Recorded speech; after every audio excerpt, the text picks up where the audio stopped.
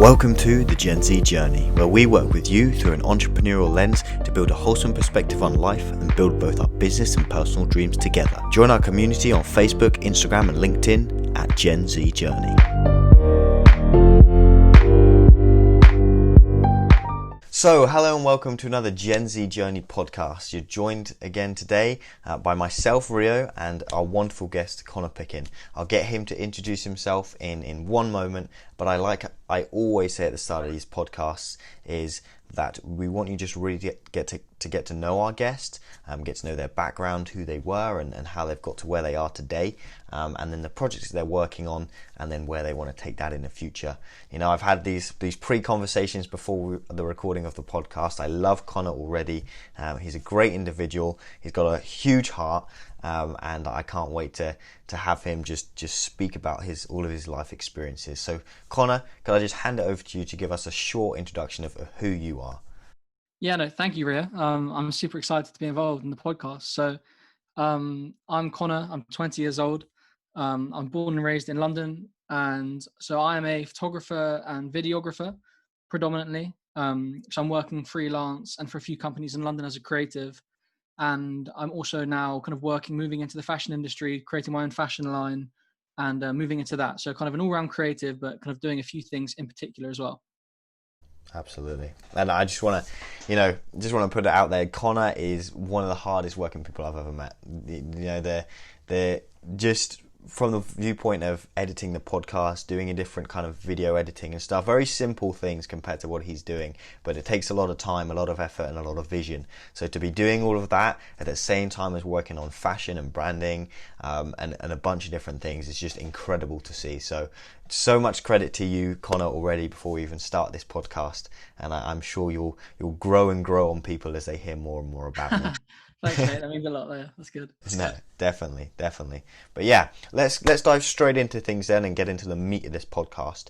And I'd like to just start with your background. You know, take us through a bit of the journey of who is Connor. You said you were born and raised in London, which is awesome. But take us through that whole kind of high school through to now. You know. Okay, yeah, no, let's do it.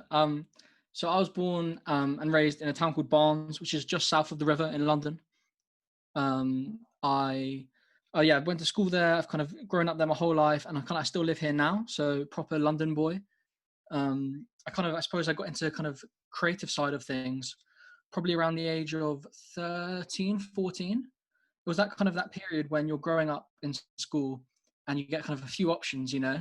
It suddenly goes from this is what you have to do to suddenly saying, okay, do you want to give that a go? Do you want to move and maybe not do history? Do you want to kind of do art or something like that? And so when those options started to open up is when I really kind of pushed into kind of the creative sphere and kind of how it's kind of allowed me to do what I do now. So yeah, growing up in London, it's such a diverse and kind of amazing place. There's options and opportunities in every corner. So kind of just putting yourself out there and saying, look, want to be a photographer, I want to be a videographer, has allowed me to kind of do some pretty cool things in London, meet some cool people. So started the age of about 13, 14, getting interested at school, kind of taking art classes, doing extracurricular kind of creative work, creative writing. And then I thought we were going to go into this later maybe, but then kind of pushing on when I'm 15, 16, I decided to kind of take it more seriously. My photography, my videography, try out a few new things, kind of even go into art, tried painting for a bit. I'm horrendous at painting. Yeah, I tried it at least. And then kind of, so my photography and videography, I've done that for the last 3 years. I've had a few kind of, I suppose, up and downs along the way with different projects, different kind of opportunities, going to university, not going to university. But this is kind of where it's come to, starting at 13, getting interested when you first get the opportunity at school to say, do you want to kind of branch out and try something? From saying yes then, it's kind of put me to where I am now.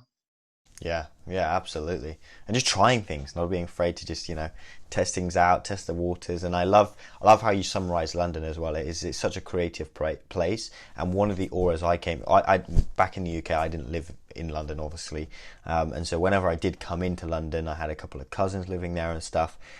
What it gave me was just this aura of like just opportunity and trying new things and like getting out there and hard work. Whenever I went to London, I felt like, I could be networking, or I could be talking to other people, or I could be searching for some business opportunities or something. There was always something going on in London that you could get your hands on, and I really love that about it. Yeah, that's the brilliant part of it. There's no matter where you go or who you meet, there's always that opportunity to say, yeah, I can kind of network with you, I can meet you. And just kind of, yeah, having your name out there as well, kind of, you can get random opportunities like, think your day's free, then within an hour you're kind of 10 messages asking you kind of, do you want to come to this, do you want to get involved? It's it's a mad place for a creative hub. It's brilliant. Oh yeah, without a doubt, without a doubt. And so, just so people can place where you're at now, like how old are you now? Yeah, so I'm 20 years old. I turned 21 in December. There we go, there we go. And you said about the whole university, not university. What's that experience been like for you? Yeah, so I left school back in 2018, and I had the idea of taking a gap year to focus on my photography, my video work, and also my whole creative kind of work and everything I do. So I spent that year working, and I loved it. And then I came to the end of that year, and I kind of thought, I suppose I probably felt a bit lost. And I was like, I can kind of keep pushing on, but I feel like a 3 years university, get a degree behind me. I had that really kind of old school ethos that maybe my mum put into me a bit, which is like, have that just to fall back on. So I thought, okay, fuck it, I'm gonna go and I'm gonna do this. So I decided to stop working and go to university. So I got actually into a really, really good course. It was the University of South Wales for documentary photography. So it's a really, really competitive course with like, hundreds of people applying. And there was only like 18, 19 people on my course in the end. I mean, maybe a bit more, but there was one classroom of people basically. So it was a really tiny uni degree. So I started in September last year, loved it for the first kind of 3-4 weeks, freshers, everything, really getting involved. And when kind of 2-3 months in, I was looking there and I was thinking, I'm missing out on so much in London, because I've left London to go to South Wales, to then go back to London eventually, but I'm going to spend 3 years in Cardiff and I'm going to lose all of my connections in London.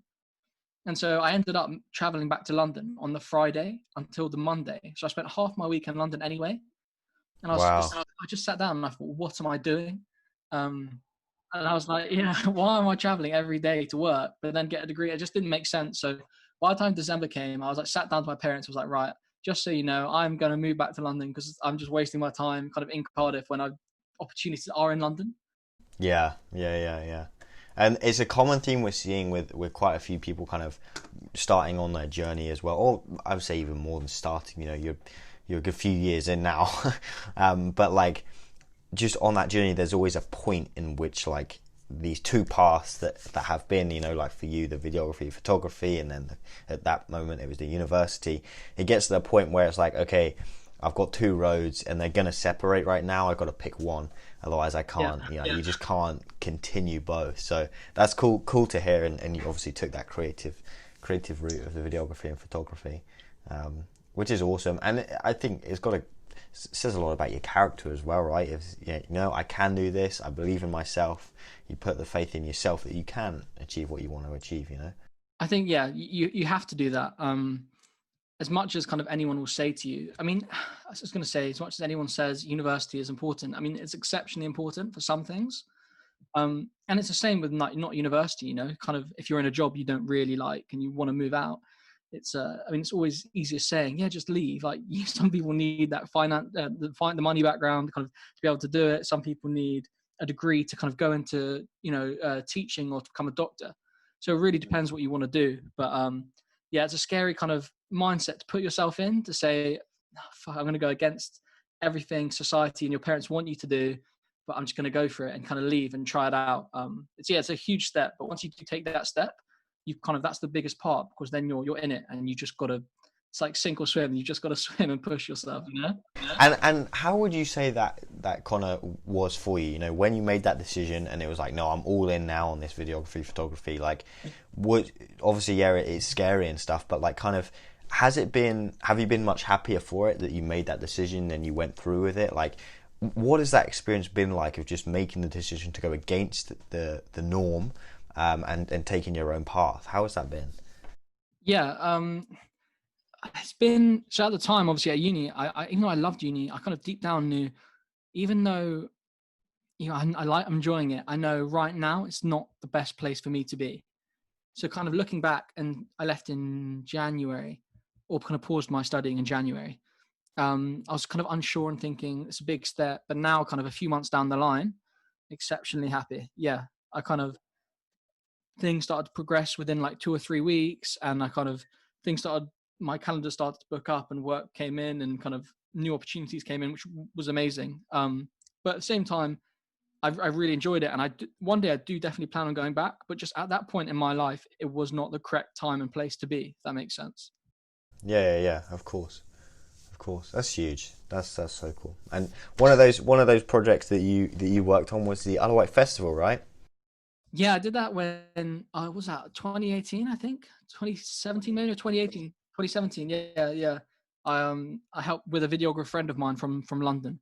We created a sponsorship video for the Isle of Wight festival, so they can kind of, for the next year, they can go around, take it to sponsors, and show everyone like a highlight reel. Yeah, and that's significant to this podcast because obviously that's my home island is the Isle of Wight, and that was a big festival that happened each year, and it was crazy. So I had a contact put me in contact with Connor, and we had the conversation. He shared with me his website, which we'll have to bring up in a minute actually and show people on here. But yeah, he showed me his website. I had a look at some of his videos, and I saw the Isle of Wight Festival one, and I watched it through, and such a small world. I had my PE teacher, my sports teacher back in the UK, was about a 5 second segment of a crowd shot in that edit, which is just insane. It's just such a crazy small world. And I think how many attendees do they get each year for the festival? It's about 50 to 80,000, isn't it, normally? Yeah, and to think that I filmed, or me or Jamie filmed your old sports teachers, it's ridiculous, isn't it? And then in the background of things, Connor's put me in contact with another individual over this last week who I just had a conversation with today, and he has a holiday home on the island and happens to know a couple of my really good friends from there. It's like such a crazy small world. I never thought that could even happen, but it's amazing to see those kind of connections happening. It's such a, I would say, I don't know how you think about that, Connor, but I love the networking aspect of it. Not only just for those cool moments that happen, but you meet some absolutely just wholesome people through doing that networking, and being opening to meeting people. Yeah, that's half the fun, isn't it? When you get that one text, when you wake up in the morning, your friend goes, "Hey, mate, meet this person. You guys can work together. You could do some cool things," and it's like, sick. Let's get to know you. Let's jump on a call. Let's see how we can kind of work together. And the other thing, people who maybe don't network or kind of don't have that mindset and ethos, they always think, "Why are you jumping on a call with that person, even if you haven't got a plan or an idea?" It's like, yeah, but your friend's going to put you in contact with somebody. You can kind of just jump on a call just to get each other's mindset and chat. That's half of it. So don't ever think like, oh yeah, I need to have a plan, I need to chat, I need to kind of offer him this and offer him that. It's like, no, it's an open conversation, meet awesome people and see how you guys can like create some mad content or create, anything, which is the best way. Yeah. It's so it. Not having a plan is sometimes the best plan for sure. Exactly. I'm sure as well. I'm sure you're a big testament to that because I know from I got a couple of videographer friends out here, and sometimes they go to shoots and stuff and they have a plan and it goes to shit, and then it's like, right, well, we're gonna make something out of this. I'm sure you can be testament to that. Oh no, the one, yeah, it's like you walk away from a shoot, everything suddenly goes black and white, film effect over it, kind of, Yeah. yeah, anything to salvage it. Yeah, completely. Yeah. Oh my goodness, it's a nightmare sometimes, but no, it can be fun. It can be creative. But I was going to ask you, Connor, is there a particular time in your life or a particular moment in which really kind of changed your mindset towards things, or would you say you've always had that mindset of kind of searching for something more than doing yourself and more than the traditional way of doing things? Yeah. So there definitely has been. I mean, from young, I was always interested in kind of business, photography, meeting new people. It's something I have always been interested in. But something I kind of thought about recently is the fact that as you kind of progress through school, kind of those years where you're kind of 8, 9, 10 years old, you have those kind of questions in your mind about what you want to do when you're older, kind of meet new people, you're really interested in life. And then suddenly when you're like 12, 13, you get hit with a load of work. and all those kind of ambitions go to the side, right? And so I've definitely always had them, but kind of that age they got suppressed because of work and school, and things take priority. So yeah, there's definitely one moment which my mindset shifted. So I think I spoke to you about this before. I was 16 and I just finished my GCSEs. So I spent months in like a whole year working, grafting towards to get these exam results that I needed to go to sixth form. And me and my mates went away for a week to south of France because it was like a little celebrate week. We we saved up. We kind of, it was a big holiday of the year. It was only a week long. So I was 16 in south of France. One night was the Bastille Night. It was in 2016. And basically, there was a terrorist attack, and me and my three best friends were like exceptionally close to this truck that kind of came down this promenade. So we were there, kind of experienced like horrendous night. Then went and kind of found safety in this guy's home, who kind of looked after us. We ran away from the attack. It was all a bit surreal. And after that, when you're in kind of something that crazy and you were that close to something, it's really weird. It's something I've experienced before, and I hope I experience it again. Not of the attack, but the mindset shift, because it's like you suddenly have this epiphany, which is like, shit, look how many people have just died. Look what's happened. How great, like, and then you realize that's mad. I only have a certain amount of time left. It's like I'm only 16, but anything could happen. So it's like that mindset shift, which is like, right, now I've got to graft. Now I've got to kind of get to where I want to be, meet new people, kind of be engaged, enjoy life 10 times more. So definitely that was one huge event that shifted my mindset from kind of interested but not acting on those passions, taking a seat back, kind of happy to kind of walk through life, walk through education, to then coming away from that and thinking, I've literally got a limited time. How cliche that sounds. No. That genuinely when it happened. But yeah, that mindset shift can happen, I feel like, with anyone. You don't have to go through that kind of crazy event, you know what I mean? But that's how it happened with me, at least.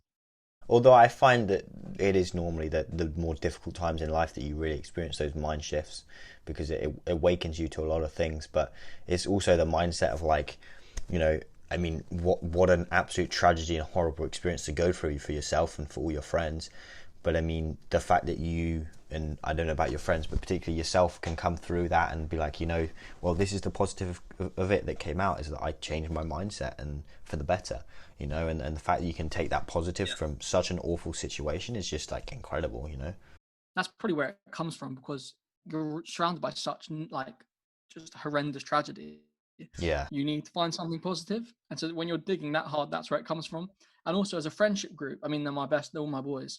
We kind of suddenly after that night, it's like, right, we're brothers now, we're 10 times closer. To go through something like that, it's like, so it's, yeah, there's definitely, as horrible it is, you have to take positives from it, don't you? In some way, kind of for a personal level, not kind of on a greater level, but just for yourself.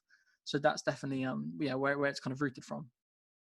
Yeah, certainly, and yeah, I mean, what a tragedy, but also at the same time, I think you probably got brothers for life there, something you're never ever going to forget, And I think hearts go out to all the people that unfortunately, lost family members and people at that time. Must have been. I remember hearing and watching about that, because there was at the time there's a lot of UK tourists there, wasn't it? Because of the event, because of Bastille playing. Exactly. So yeah, it was tons of UK tourists, and the other mad thing was, I mean, we were literally right in the midst of it, and nobody knew what was happening because it was so packed you couldn't see. And so we were getting these text messages through from your family and stuff. And it's like the UK news. And it was kind of one of the first breakout kind of terrorist attacks before they almost became regular. So it was like, it was a huge at the time. And you get kind of the UK news saying, whatever happens, turn off all the lights, get inside the house and cover under a table because there's gunmen going around. I mean, that didn't even happen. You're getting tons of these mixed messages through different news sources. And that is what makes it 10 times worse. Obviously news is a great thing, and in hindsight it's great, but just in that moment it's like you're getting so many different mixed messages from so many people.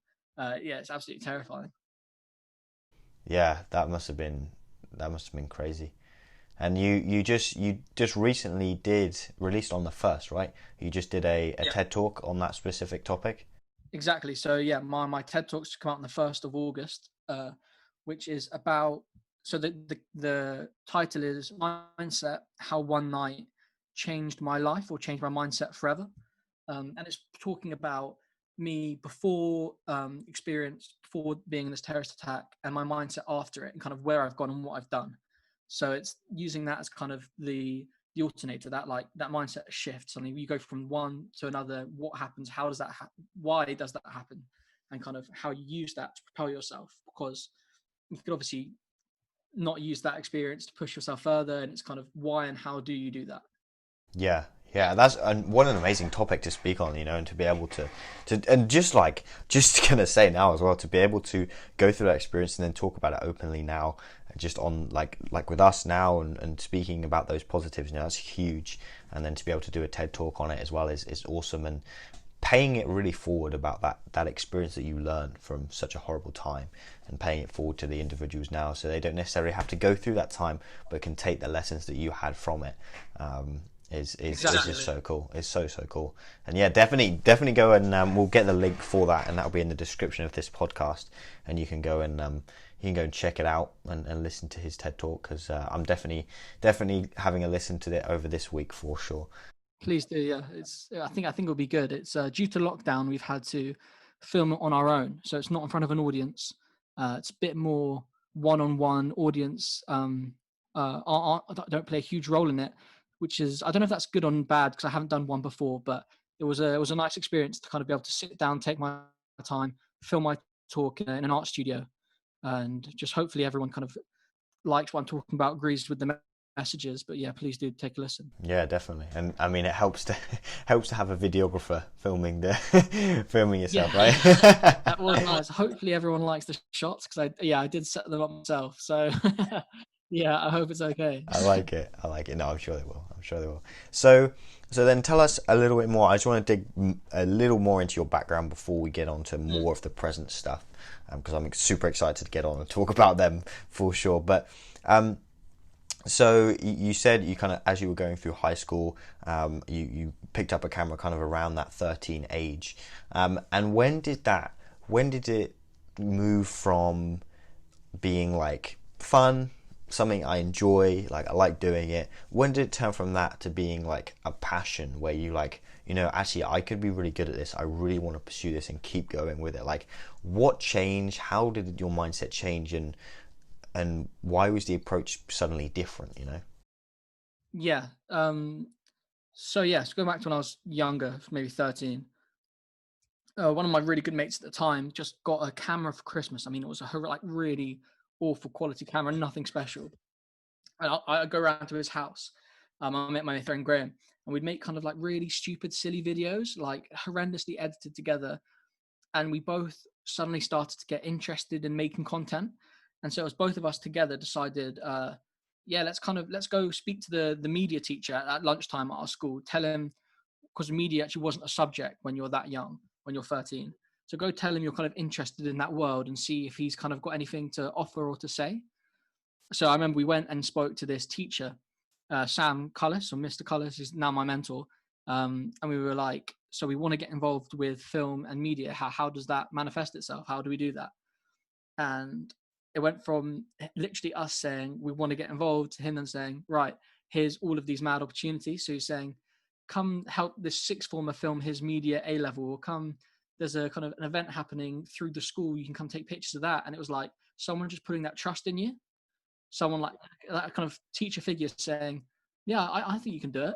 Just go and do it. Awesome. That's that awesome like moment, which comes from, like teachers and kind of maybe other parental figures, but just have someone put that trust in you at such a young age kind of fills you with such confidence. And that was a huge moment for me. Yeah, that's amazing as well. They just put that faith in you, because there's a huge stigma around, which I think in some sense is kind of unfair, is that as we travel through that education system, that it can be limiting. People, like teachers, put limits on, like, oh, do this, do that, like. And in some senses, yes, and like you experience with your university experiences, like, yeah, for me it's not right now, but actually, like, I've had it as well, that of teachers, they're humans as well, and if like they see your potential and they want to invest in as much in you as you want for yourself as well. And I've had a bunch of different experiences with that. In fact, one of the teacher that you filmed in the at the Alawite Festival, she was a great proprietor of that. Just real great belief in whatever you wanted to do, and I had so many experiences like that. So there are, like you said, those parental figures, those teachers in your life where they're just so valuable in helping you learn about potential. And I can do that. Aren't they? Exactly. Yeah. It's that. Yeah. Just chucking you in there, which at first can seem, you fucker, you just chucked me in there, and I was swimming. It's like, but then you look back in maybe 2 months or 2 years, and you go, right, that was for the best because I learned. At the time you think you've literally just chucked me in, and that is, you kind of tried to screw me over, but actually, it's a huge learning curve, and it's like, no, you can do it even if you're young. Yeah. It's a really great thing. For sure, yeah, without a doubt. And yeah, big props to UK teachers. There's a lot of them like that. Yeah, they're the ones. My mum's a teacher, so big up the teachers. What subject? What subject is she? English, and she teaches first year, first entrance as well. So Oh, cool. everything at that age. Yeah. No, English is huge. I had a good couple of English teachers. Oh yeah. Yeah, I did. A couple that were really just. I tell you what, English taught me, and this would be interesting if you got it as well, maybe from your mum. But it really taught me to like dig really deep into stuff, like whatever it is, just like ask the right questions to get a bit deeper, to go past another layer, and just keep like going through it. I don't know if it taught you that as well. Yeah, that's actually a really good point. So my mum teaches a bit younger, so I kind of, when you get to learning about that in English, she doesn't quite get to that. But I mean, there's a line there, isn't there? Because English lessons, they're great when you were younger, and they really do teach you dig deeper, finding out what does that mean, what does that kind of resemble, what is that about, why is that there? But then it goes like, sometimes just goes to a complete mental extent. Yeah. There's the color red. Yeah, that means death. Like, right. Okay, yeah, there's a line to this. Yeah, proper line. Oh my god, yeah. No, you're totally right. You'd just be sitting there in class like, how did we even get to this? Like, yeah, exactly. No. Sometimes it goes way overboard. That's definitely true. Awesome. Well, we've definitely got to know your background, which is awesome, and I'm sure people know you a lot more now. But let's move into the present and what you're working on now, because I'm so excited to see kind of where you go with everything you're doing at the moment. And yeah, let's just dig into that. So let's talk about, firstly, we said about the TED Talk a minute ago, so let's move on to the kind of fashion side of things. What are you doing in that side, and what are the projects you're working on there? Right, yeah. So I left after kind of taking a break from uni in January. I decided, I've kind of realized over the last few months at university, I've really passion for kind of clothes and fashion photography.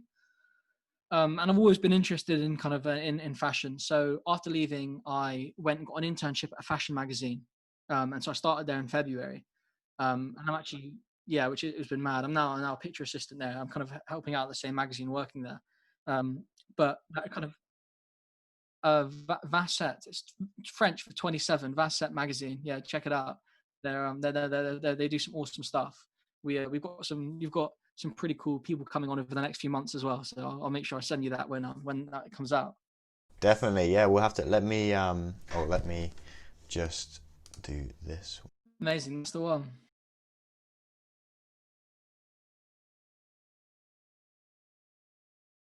Yeah, so that's the magazine.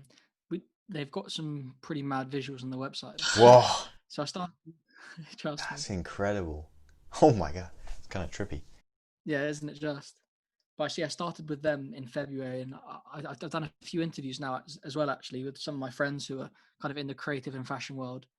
So it's kind of getting involved with them, pushing forward, seeing what they had to kind of offer, and kind of started to learn more about that fashion world, and knowing I want to take a step in it. To then me now launching my own brand, basically, but kind of it come from working with these guys, pushing on from them. Yeah, absolutely. And so, and how did you get into this opportunity? Like, how did you begin working with them? Yeah, so I basically realized, right, I've left uni. there's kind of always that kind of network group which you can go down. But I wanted to meet some new people, so I went on a website called Fashion Jobs Online, and there was kind of a whole bunch of jobs online. I probably applied for a whole bunch of them, but I applied for these guys because I saw their social media and their content was really cool. So I just sent over my CV, and then like a week later, I got a call from Janelle, who's the editor in chief. And she was like, "Your CV is like great. We like love what you're doing. Kind of, we'd like to kind of see if you want to come on board and just have a chat and see some initial work together and see how we kind of bounce off each other." And then I got on really well with the whole team. So I started as an intern, and then I did some design assistant. So I started assisting he's actually one of the head designers at Vogue, who also designs our magazine. So I started being his assistant, helping out wherever I can, because I've got a bit of InDesign school skills, just basic work. And that's why I helped out with him. And it was that kind of progressing, kind of just making sure they knew that I was kind of there to help out however I can. Yeah. So that's how I landed, working with them. That's awesome. I love the website. And these are all the covers of like the... Yeah, so we released our first magazine in June. And we did go on digital. We're also in a whole bunch of stockists, and we've got a few covers. So that kind of the one there with the blue curtains. Yeah. We shot that in Jimi Hendrix's a flat in it's his museum now, but they've kept it the same way he had it. Jimi Hendrix's flat in Mayfair. No way. So yeah, Wow. that's in his bedroom. Then that's all how it was set up beforehand. That was a really cool shoot. That's amazing. Yeah. I love the cover art. It's awesome. Yeah, we had some photographers and fashion designers working on it. And you got poodles. Oh my God. Yeah, and Nadia Lee, yeah, she did some cool stuff, and that shoot is so sick, iconic. That's so iconic. Back in the UK. I had a poodle. Her name was Darcy. Love that dog. Oh no way! Yeah. I miss her so much. That's so funny. That's awesome. Wow, I better purchase it. I mean, Yeah, no, I'm not sure if the digital version will be over there, but the physical version, I'm not sure we're in America. We might be. I'll let you know after. yeah, you have to let us know. But no, it's awesome. Yeah, great company to work for. And then let's hop on because I didn't do it earlier. We'll have the description in there anyway. But let's bring up your website. It's literally just Connor Picken Film, isn't it? Yeah, connorpicken.co.uk actually, I think. Oh, that's the one. Oh, there you go. Look. So this is my personal website, which has basically all my kind of creative work that I've done. Not everything, but kind of just some of my favorite bits, really. Yeah, like a little summary of your portfolio, isn't it? Exactly. Take us through some of the backstories to some of these pictures, then. Yeah, let's do that. I like that. So the top left is in New Hampshire. When I took that, maybe I was 16 on a film camera, and it's like still one of my favorite pictures I've ever taken, just because the detail and just the kind of the framing with the line and the sky and the trees. I just love it. Then you go down to the one on the right. There is a project I did because I love boxing. Is probably my biggest passion outside of the creative world. Oh yeah. I love boxing so much. You fan of AJ? Boxing. Yeah, exactly. AJ. Oh, yeah, huge fan. So I kind of wanted to take my passion and kind of link it with photography. So I got my friend who's an MMA fighter and a boxer, and we did some cool studio shots, and that's kind of one of my favorite ones that came out with. Awesome. I got to get so what's your perspective on this whole YouTubers getting into boxing scene, and like how do you feel about that? Are you a purist, or are you like what's your view on that? Rio, I don't know. So when they first announced it, I thought, what is Eddie Hearn doing?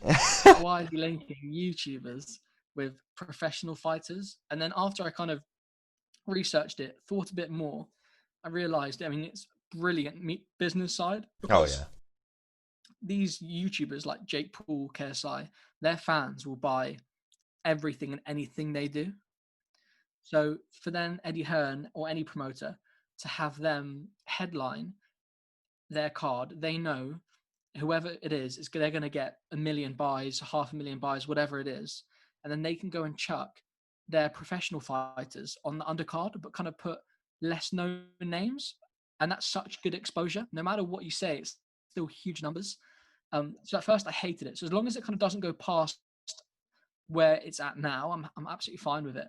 But I don't want it to kind of take over and suddenly we see YouTubers all over the gaff on the kind of 5 Yeah. No, I see what you mean. Yeah, and I mean in a sense as well, like the respect to anybody who gets in the ring. You know, it's not an easy sport, period. But definitely there's there's some things to be said about it. You can see the difference between someone like AJ and then Jake Paul, for sure. Oh yeah. Yeah, I mean, mental difference. If Jake Paul got in a ring with a single professional, I mean, it wouldn't happen because it's just not safe for him. He'd die. So, yeah, definitely. They've got an event coming up soon of Jake Paul. It's no crowd attendance, but it's Jake Paul versus one of the famous basketball NBA players or ex NBA players out here. But then Tyson Fury is headlining. He's the headline fight. No, Mike Tyson. Mike Tyson, yeah. So that was interesting. That is, I mean, I think that's okay only because if you look who's promoting the event, what are they called? Triller or something? They're like a music kind of new network or something. So I think they're putting it on, and it's not a real fight; it's an exhibition fight. So I think it's fine. It's not no professional on the whole card, so yeah, doesn't really matter. Okay, well, take us through the story of a couple more of these, and then we'll jump back on, or these two, and then we'll jump back on to kind of where you're going with the fashion and stuff. Yeah, let's do it. So let's go to the one on the left. That is one of my first shots. When I was moving into film and medium format. So any photographers out there, when you move from digital to film, you'll probably start at 35mm. Film, which is kind of entry level kind of point and shoot, and then you move to medium format and large format, which is a bit more expensive and a bit nicer, and so you with a bigger camera. So this was one of my first, I think, large format, maybe medium format pictures, and I was doing a project around journey, and it's like documenting one bus stop to another and the people doing the same journey every day. Wow. And that was one of the people on it, and just kind of the picture I took from it. I really like it. I love the creative journey that you go on, like when you're doing this stuff. Like just that idea of like documenting journey is like boring as shit. Like if you think about it, but then like you can do it in such a creative way that's like that interests me. Like you just summarizing that project is like I want to see the whole project now. It's like it's just so interesting. No, thanks. That's I mean that's kind of half of it, because there has to be a reason behind everything, really. I mean, there doesn't, but a lot of the time it's why are you doing it, and there is a mad reason, so tell it. So yeah, that one mad picture, like there's a whole cool photography project behind that, and I mean there's a reason behind most of my pictures, most of my work, really. Absolutely. And then what's this final one down here? Yeah, that one is my friend's band. My friend's cousin's band, actually. They're an awesome band from Sheffield, The Wired. Everyone should check them out. I just did some press pictures for them when they were shooting in London, and that was one of them. They're like best mates from Sheffield, and just a picture sums up, I think, them perfectly. Like a group of lads before they go and perform a show, just chilling out. Yeah, I am digging this guy's shirt. He is killing it. He is proper vibes, right? Yeah, man. Awesome. Yeah, well, again, we'll put that link in the description. We got so many links today. People are not going to know where to go. That's awesome. Yeah, Aaron. There you go. You got his film stuff as well. We won't go through this now, but yeah, this was the promotional video I was talking about that I watched. But all of these, that's the one. Yeah, all of these are great. I've watched them all. So. That's kind. Cheers, man. Glad you like him. Yeah, and got info about who he is. There it is. The old testimonials, the info. Testimonial, amazing. That's when you kind of finish a job for someone, right? And they finally got you out of their hair, and then you send them an email. Hey, do you mind writing a testimonial website? And like some of them, you get this. So like just like they could not want to be in any more place to write this. They genuinely do not want to write it. Yeah. Well, you've still got that coming, buddy. We're recording right now, but we'll get that after. Yeah, that's the one on the contact page. Another picture I took of one of my favourite musicians, Barney Artist. Yeah, pretty cool picture. God, so much talent. What do we even... That's kind, man. Awesome. Yeah, so talk to us more about then the fashion stuff you're doing right now. You know, what's the purpose behind the brand?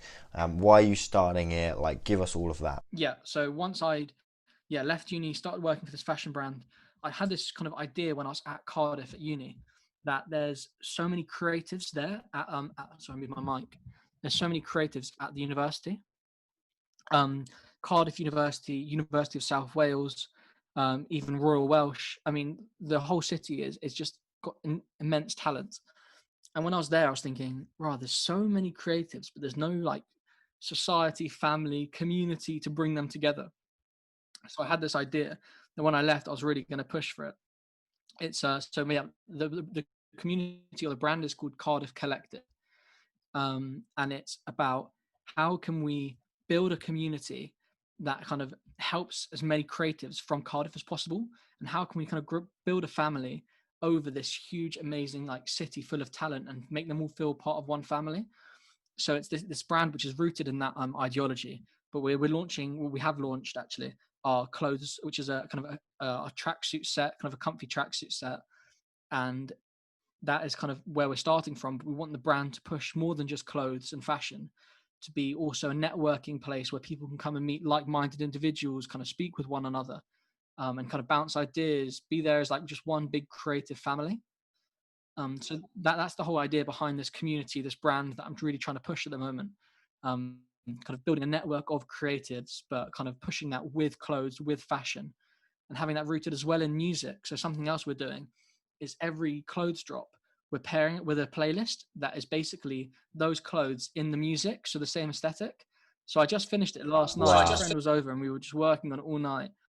It's about kind of how we can merge as many creative ideas together. So it's a playlist that every clothes will get a CD and it will be on our website. And it's a playlist that matches the kind of clothes as much as possible. I love it. I love the idea, and I'm stoked. My clothing and fashion stuff is on its way over to the US, so I'm super stoked to be wearing that. And you know what excites me is like you've got the big brand, you've got Adidas and stuff, and they do a great job of putting a message behind their marketing, right? But what attracts me is that I'm wearing something that like, okay, I've done a podcast recording with you now, but like I'm wearing something that has like a serious, genuine message and like something more than me that I'm wearing. And it's like people can stop and ask me like, oh, what is that? And it's like, and I can give them the whole story about who you are, what the brand is about, and like that is so exciting. And then pairing it with the playlist is dope. That's such a cool idea. Thanks. Yeah, I'm glad you like that. Yeah, that's awesome. So no, I can't wait for mine to arrive and to be able to wear them and rep that, because I think it's awesome. And you know, I really genuinely think as well as like it's great that it's starting in Cardiff, but this is something potentially that can go worldwide. You know, it's got global potential for sure. 100%. One of my friends said that to me and was like, "You've labelled it Cardiff Collective, but you eventually want it to go big and kind of push to support all creatives and kind of build a huge kind of platform." But I thought about that and I realized there's so many brands like Supreme. We used to be Supreme New York. Like there's so many brands that have the kind of location rooted in that. And it's almost, I know Cardiff's obviously the capital of Wales, one of the biggest cities in the UK, but kind of on your side of the pond, I doubt many people know Cardiff. So it's like, well, maybe one day bring that brand to America and being like, yeah, Cardiff is sick. Even though I don't know. I love it.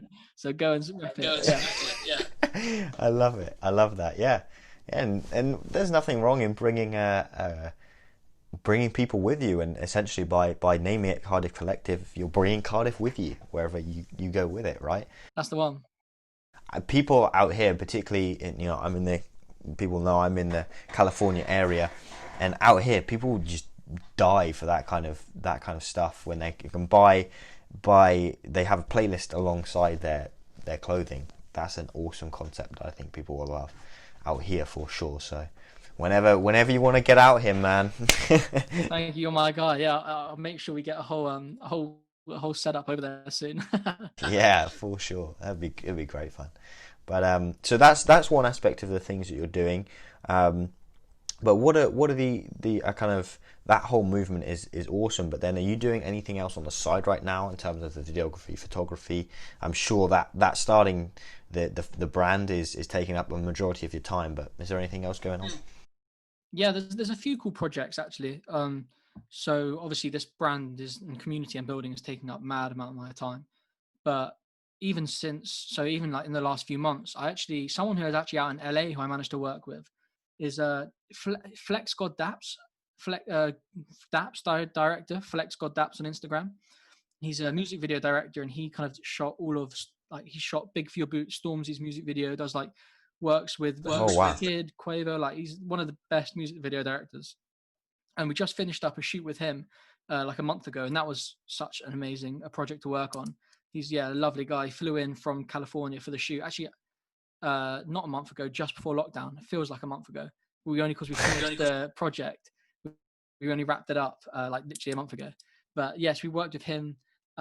Something else I'm doing is I'm even though I'm actually given my TED talk, I'm filming and kind of creating content around a TED talk to come out in October. So there's another TED talk in the UK, and I'm videoing, like kind of running their media as much as I can. So that's going to be awesome.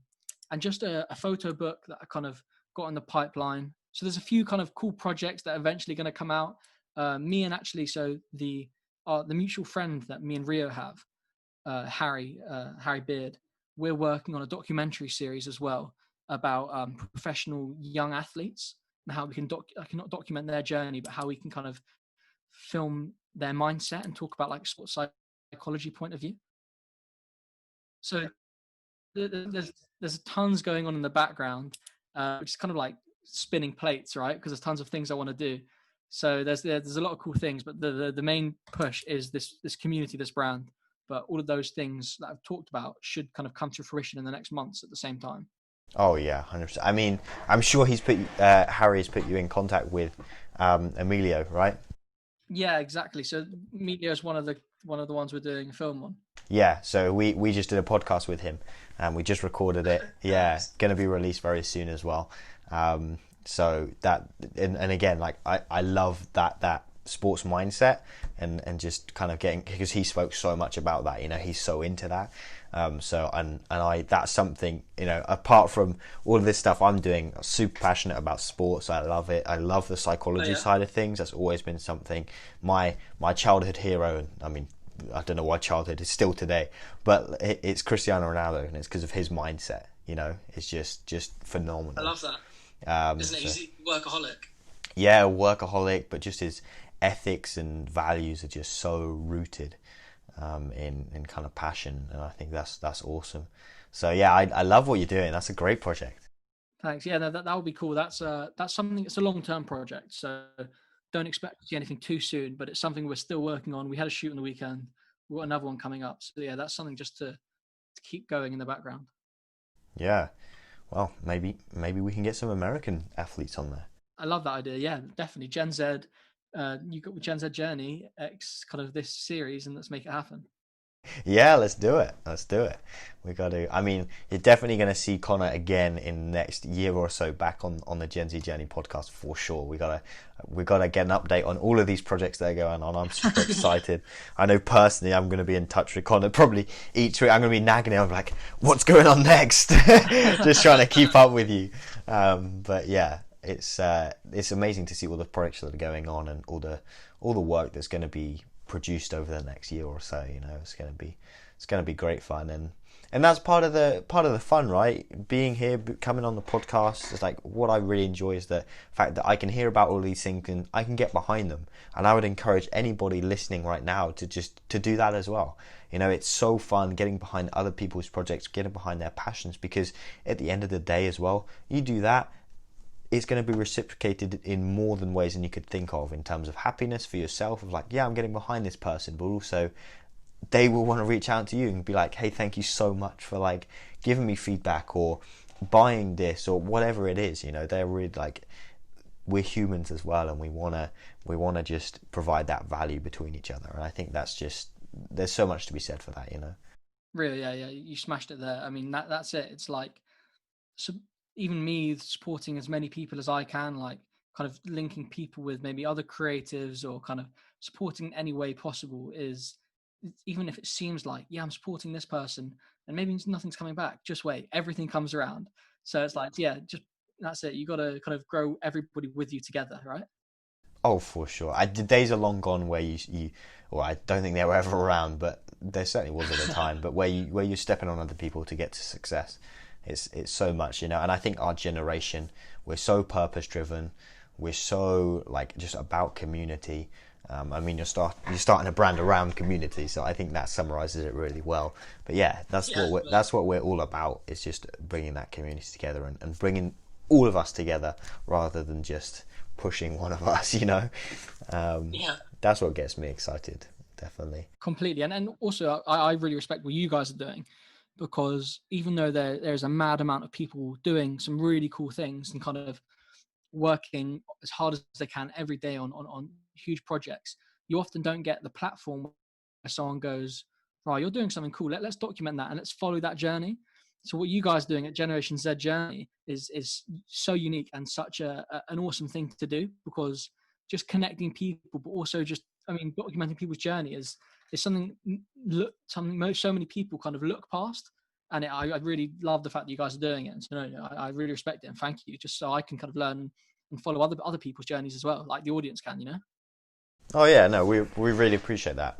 We really do, and exactly what we're trying to do. We just want to document the success, get behind you guys, and really be advocates for these, because we believe in the vision, and if we can make a difference just to one of your listeners, one of your followers, someone who's interested in you, if we can make a difference to them by improving the experience that you can give to them, we've done our job. We've done our job. We've done everything we can. So that's what brings us happiness here, and what we try and output, and the content that we try and bring to our audience. So we really appreciate you giving that feedback, man. No, of course.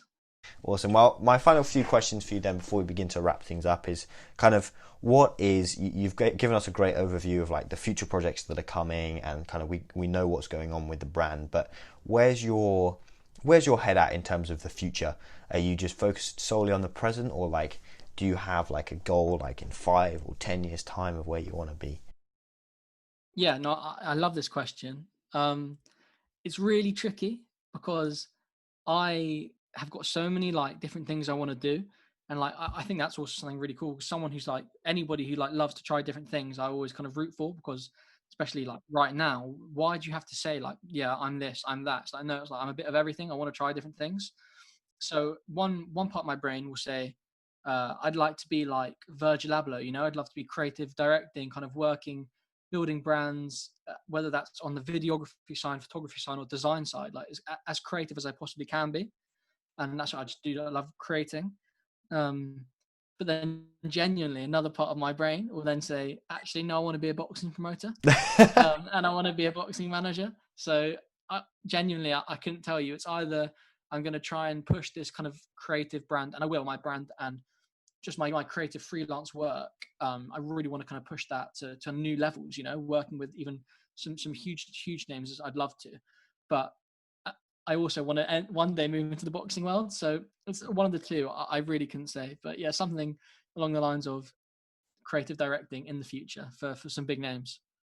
And I love it. I love you, like, and we have this with pretty much most of the guests as well. It's like, yeah, there's intention, but like, I don't know 100% where I'm going. And like, you just having the humility to admit that as well is like, that's beautiful, because then actually what's happening is you're just focusing on the present, and you're loving right now what you're working on, and like, that's how you do good work, and that'll take you somewhere, and hopefully in the intention and the direction you want to, but who knows, it's just going to bring you so much happiness. Yeah, it's working every day on the present, on what you want to do, and enjoying that moment, whilst in the back of your mind having kind of an idea of where you want to go. But then it could change like that, because you might meet somebody who will introduce you to somebody else, and you'll suddenly be like, "Wow, that's sick! I'm going to go into that." Yeah, so genuinely anything could happen, but it's that mindset for sure. For sure. Absolutely. Absolutely. Well, Connor, thank you just so much for coming on today. It's been an incredible podcast, and so much value. The projects you're working on, we're so excited about. And just to end things here, I'd like you just to finish with a final message that you want to give our audience of what they want to remember you as. And yeah, just that final little message for them. So my final message to the audience: as a young creative, kind of a 20-year-old, giving advice, it can often come across as like a bit stuck up. So one thing is just do exactly what you want to do. Obviously that's harder, but kind of don't let anybody else's opinion stop you doing what you want to do. That's easier said than done, but that's definitely it. And work as hard as you can every day, because there's no reason not to. So both of those. I love it. I love it. But yeah, I don't want that to come across as like, yeah, you stuck up, like, look at you, but whatever. Yeah, that's what I like. That's genuinely what I believe in. So No, that's a belief, and I think that's more mature than most 20-year-olds. So so I think I think you got it. No, that's awesome. Thanks so much again, Connor, for coming on. We really appreciate your time. So we're going to finish as we always do. Cheers for now. As always, head over to the Instagram and Facebook at Gen Z Journey, where you can get an inside scoop of what's going on behind the scenes, as well as seeing the exciting guests that are coming on for that week. But above all else, thanks so much for listening. We really appreciate all your participation, and we're excited you're on this journey with us. See you next time.